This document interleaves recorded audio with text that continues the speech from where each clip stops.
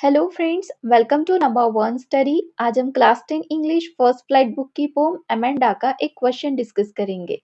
Question में हमें पूछा है, read the last stanza, do you think Amanda is sulking and is Moody.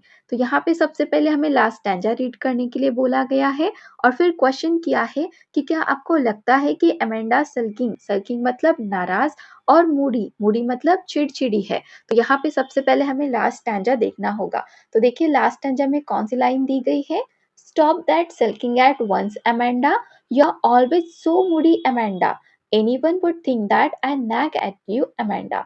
तो इस स्टैंजा का मतलब ये है कि अमेंडा के पेरेंट्स उस पर इल्जाम लगाते हैं, उसको ब्लेम करते हैं कि वो सल्किंग मतलब नाराज हो रही है और हमेशा मूडी रहती है, चिड़चिड़ी रहती है। लेकिन असल में अमेंडा अपनी इमेजिनेशन में खोई रहती है। वो अपने मम्मा पापा के लगातार डांटने और टोकने से थक चुकी है, इसलिए वो अपनी सोच की दुनिया में चली जाती है। अमेंडा पेरेंट्स के सवालों का जवाब नहीं देती, जो उन्हें लगता है कि वो उनसे नाराज है, लेकिन असल में वो सिर्फ अपने ख्यालों में बिजी है। तो अब तो ये स्टैंजा रीड किया हमने, इसका एक्सप्लेनेशन भी देखा, तो इससे हमें ये समझ में आ रहा है कि अमेंडा सल्किंग, नाराज और मूडी मतलब चिड़चिड़ी नहीं है। इसका आंसर हम क्या लिखेंगे, no, Amanda is not sulking और मूडी। तो अमेंडा सल्किंग मतलब नाराज और मूडी मतलब चिड़चिड़ी नहीं है। She is simply lost in her own imaginative world. वो सिर्फ अपनी इमेजिनेटिव वर्ल्ड में खोई रहती है, trying to escape the constant scolding and restriction impose by her parents.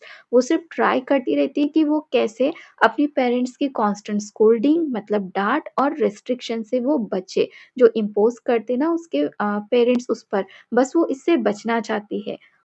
Her silence and lack of response में seem like she is sulking. जब वो साइलेंट रहती है, पेरेंट्स कुछ पूछे कुछ बोले तो वो रिस्पॉन्स नहीं देती है उस पर, तो उसका ये जो लैक ऑफ रिस्पॉन्स है, ये ऐसे लगता है कि वो सल्किंग है मतलब नाराज है, but in reality she is deeply engrossed in her thought.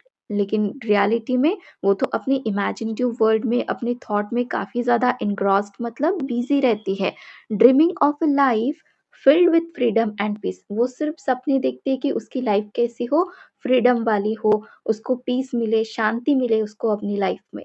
The poem highlights how children like Amanda often retreat into their imagination to cope with excessive parental control।